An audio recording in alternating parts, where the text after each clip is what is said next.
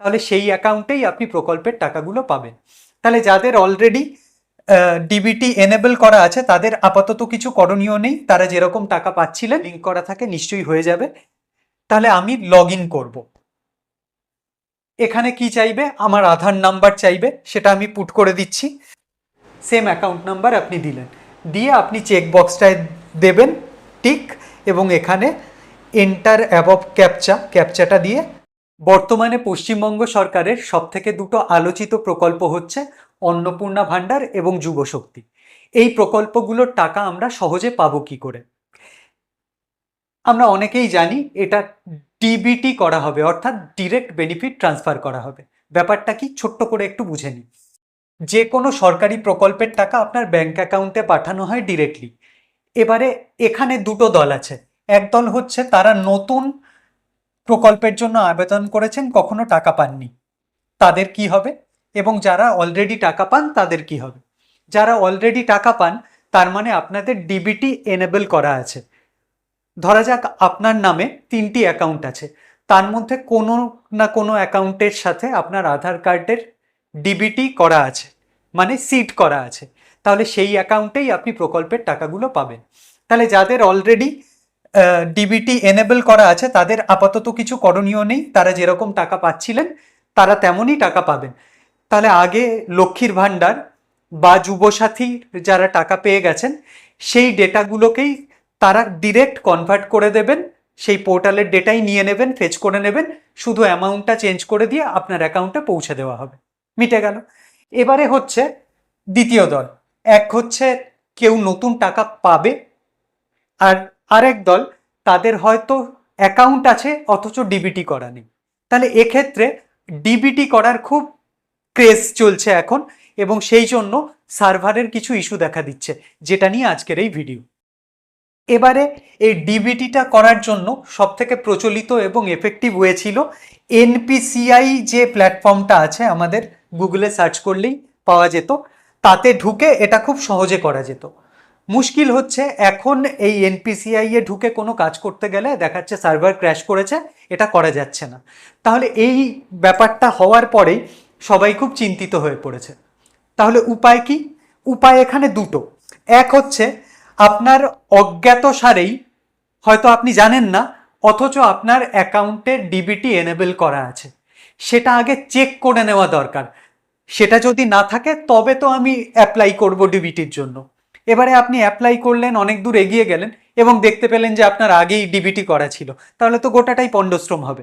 তাহলে সব থেকে সহজে আপনি আগে আধারের অফিসিয়াল ওয়েবসাইটে গিয়ে চেক করে দেখুন স্টেটাস, যে আপনার ওই আধার কার্ডটাকে কোনো ব্যাংক অ্যাকাউন্টের সাথে সিড করা আছে কিনা, তাতে ডিবিটি এনেবল করা আছে কিনা। ঠিক আছে, তাহলে সেটা কি করে করব আমি দেখে নিচ্ছি। ইন এনি কেস আপনি দেখলেন যে ওখানে আধার কার্ডের সিডিংটা হয়নি, লিঙ্ক করা নেই, তখন আপনি চলে আসবেন উমাঙ্গ বলে যে আরেকটা প্ল্যাটফর্ম আছে, তাতে তাতে লিঙ্ক করে নেবেন। তাহলে ব্যাপারটা আমরা যারা ফ্রেশার তারা কিভাবে করব চলুন ঝটপট দেখে নিই। আমরা চলে যাব যে কোনো ব্রাউজারে, ধরা যাক গুগল ক্রোমে গেলাম, সেখানে আমি প্রথমে এখানে টাইপ করলাম আধার ইন্ডিয়া। ঠিক আছে, আধার ইন্ডিয়া লিখে আমি যখন সার্চ করছি, এখানে প্রথমেই যেটা খুলে যায় ইউআইডিএআই এর সাইট, মাই আধার লেখা থাকে এখানে, এখানটায় আমি ক্লিক করে দিলাম। ক্লিক করলে এই রকম একটা ইন্টারফেস খুলবে। এই হোম পেজে আপনি মাই আধার অপশনটায় ক্লিক করলে এইখানটায় আধার সার্ভিসের আন্ডারে দেখতে পাবেন ব্যাংক সিডিং স্টেটাস, এইখানটা আপনি ক্লিক করলেন। ক্লিক করলে খুলে যাবে আবার একটা পেজ, এটাকে ক্রস করে দেবেন। এখানে লগ ইন করতে বলবে। আপনার আধার কার্ড এবং মোবাইল নাম্বার যদি লিঙ্ক করা থাকে নিশ্চয়ই হয়ে যাবে। তাহলে আমি লগ ইন করবো। এখানে কি চাইবে, আমার আধার নাম্বার চাইবে, সেটা আমি পুট করে দিচ্ছি।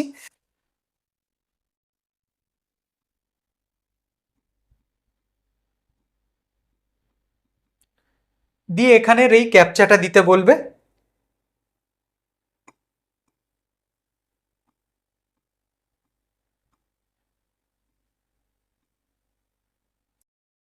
এটা হয়ে যাওয়ার পরে লগ ইন উইথ ওটিপি, আপনি এটা ক্লিক করলেন, আপনার ফোনে ওটিপি চলে আসবে। আমার ফোনে চলে এসছে, সেই ওটিপিটা দিলাম,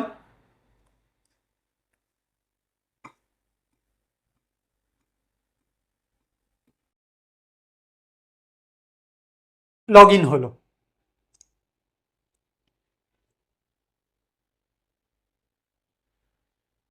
এবারে আপনি আবার চলে আসবেন ব্যাংক সিডিং স্ট্যাটাসে, এইখানটায় ক্লিক করবেন।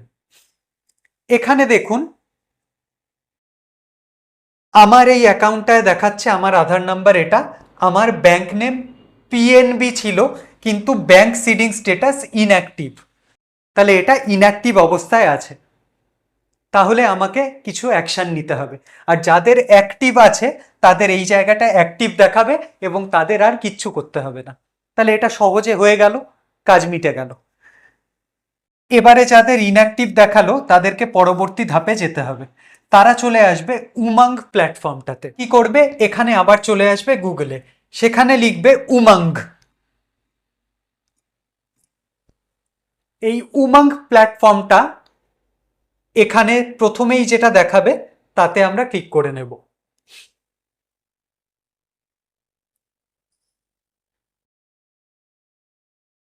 হয়ে যাচ্ছে। প্রথমে এখানে যারা প্রথমবার এলো তাদেরকে লগ ইন বা রেজিস্টার করতে হবে। রেজিস্ট্রেশনের ব্যাপারটা খুব সহজ। ফোন নাম্বার চাইছে, আধার নাম্বার চাইছে এবং সেটাকে ভ্যালিডেট করার জন্য একটা পিন চাইছে। তোমাদের ইচ্ছে মতো বা আপনাদের ইচ্ছে মতো আপনারা পিন সেট করবেন, দিয়ে সাইন আপ করে নেবেন। এর পরবর্তীকালে যখন যখন আপনি লগ ইন করতে চাইবেন আপনার আধার নাম্বার বা মোবাইল নাম্বার এবং আপনার পাসওয়ার্ডটা চাইবে। আমাদের অলরেডি এটা করা হয়ে গেছে, তাই আমরা সরাসরি ফোন নাম্বারটা দিচ্ছি এবং তার সাথে ওই পিনটা দিয়ে দিচ্ছি।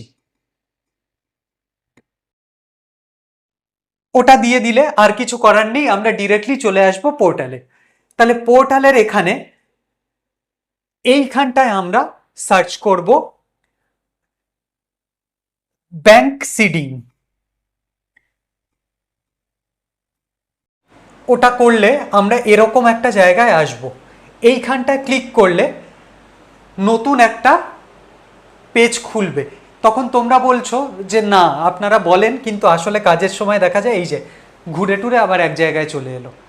এখানে আপনাদের মনে রাখতে হবে প্রচুর লোড পড়ছে সার্ভারে, অনেকে একসাথে করছে, তাহলে এইটাতে সময় লাগবে, বারবার রিফ্রেশ করতে হবে। হতে পারে 8 বার 10 বার, এরকম বারবার বারবার আপনি ট্রাই করতে করতে একটা সময় এই রকম একটা পেজ খুলে যাবে। এই পেজটা খুলবে। এবারে এই পেজটায় আমাদের কি কাজ, আপনি আগে আধার নাম্বার দেবেন, আপনার আধার নাম্বার দিয়ে দিয়েছেন। আপনাকে কি করতে হবে, ব্যাংক অ্যাকাউন্টের সাথে আধারকে সিড করতে হবে, তাহলে আপনি সিডিং অপশান করছেন। এখানে আপনি কি ফ্রেশ সিডিং করছেন, মানে নতুন করে ব্যাংক লিঙ্ক করছেন আধারের সাথে, তাহলে এই অপশানটা ক্লিক হবে এবং এখানে ড্রপ ডাউনে এখন আবার সার্ভারের জন্যই ব্যাংকের লিস্টটা দেখাচ্ছে না, এখানে ব্যাংকের লিস্ট দেখিয়ে দেবে। তাহলে আপনি যে ব্যাংকের অ্যাকাউন্টে ট্রান্সফার করতে চান সেই ব্যাংকটাকে আপনি সিলেক্ট করে নেবেন। এবারে হতে পারে আপনার হয়তো এসবিআইতেই দুটো অ্যাকাউন্ট ছিল, তাতে একটায় টাকা আসে কিন্তু আপনি চাইছেন এই সুযোগে এটাকে চেঞ্জ করে নিতে, তাহলে আপনি দ্বিতীয় অপশানটা চুজ করবেন, মুভমেন্ট উইথিন সেম ব্যাংক। তাহলে এসবিআই এর দুটো অ্যাকাউন্টের মধ্যেই কনভার্সনটা হবে, তাহলে এক্ষেত্রে আপনি সেকেন্ড অপশান চুজ করছেন। এরকমও হতে পারে আপনার বর্তমানে টাকা ঢুকছে ইউকো ব্যাংকে, আপনি চাইছেন সেটা এসবিআইতে কনভার্ট করতে, তাহলে আপনি থার্ড অপশান চুজ করবেন, তাহলে একটা ব্যাংক থেকে আর একটা ব্যাংকে। তাহলে এইখানে কোন ব্যাংকটা চয়েস করবেন, যেটায় আছে না যেটায় করতে চাইছি সেটা, অবশ্যই যেটায় আপনি বর্তমানে চাইছেন সেই ব্যাংকের নামটা এখান থেকে আপনি সিলেক্ট করবেন। তারপরে এখানে আপনি অ্যাকাউন্ট নাম্বার দেবেন, আপনার অ্যাকাউন্ট নাম্বার, সেটা আরেকবার দিতে বলবে, সেম অ্যাকাউন্ট নাম্বার আপনি দিলেন, দিয়ে আপনি চেক বক্সটায় দেবেন টিক এবং এখানে এন্টার অ্যাবভ ক্যাপচাটা দিয়ে সাবমিট করে দেবেন। তাহলে এটা সাবমিট করলেই তখন আপনার গোটা প্রসেসটা হয়ে যাবে উইদিন 1 to 2 মিনিট। এখানে যে টাইমারটা থাকে দেখুন শেষ হতে চললো, তাহলে এর পরে কিন্তু কাজ করা যাবে না।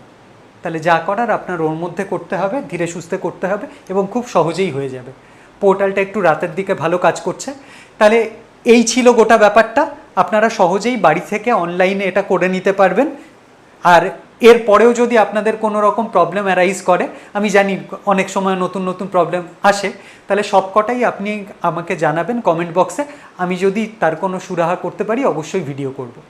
আর একটা কথা, আমরা আবার রেগুলার বেসিসে ভিডিও দেওয়ার চিন্তা ভাবনা করছি, তাই আপনাদের যদি এই ভিডিওটা ভালো লেগে থাকে সবার সাথে শেয়ার করবেন প্লিজ, এবং পাশে থাকবেন। ভালো থাকুন।